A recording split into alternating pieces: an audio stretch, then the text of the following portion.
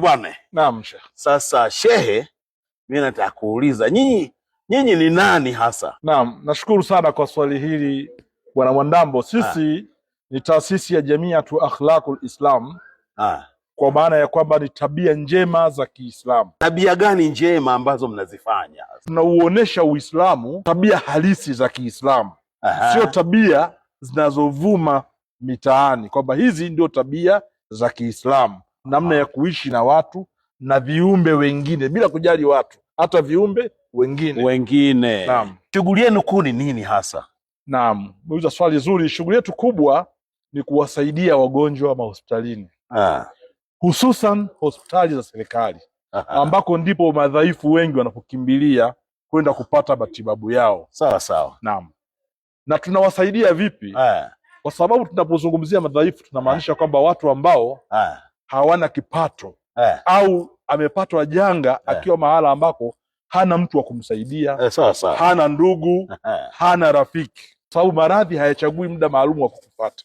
Wakati wowote maradhi yanaweza kukukuta, lakini akikukuta lazima ukatibiwe. Munawalenga watu wa dini gani hasa? Tabia njema za Kiislamu zinalenga jamii nzima.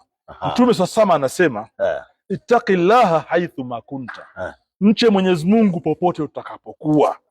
Yani muogope Mwenyezi Mungu popote utakapokuwa, na uishi na watu kwa tabia njema bila kujali dini ya mtu. Hata mtu kama hasali kama Mwandambo, hata kama hausali, mnanihudumia. Ukiwa unaumwa ugonjwa hausubiri wewe una dini. Kwa hiyo Mwandambo, wewe ukiwa unaumwa umejikuta kwenye mazingira ambayo huna chochote mfukoni na ni lazima uhudumiwe, maradhi yako yaondoke, basi mahala stahiki kwenye taasisi ya Jamiatu Akhlaqul Islam. Shughuli yetu ni hiyo, na tunapatikana takriban nchi nzima. Jamani, hakika hii ndio dini sasa hii. Yani hii ndio imani. Yani hawa watu hawajali wewe una dini gani, hawajali unasali wapi, wewe ni pagani, ni mloko, lakini kama unahitaji msaada, hawa watu wa Mwenyezi Mungu hawa wanakuja wanakuona.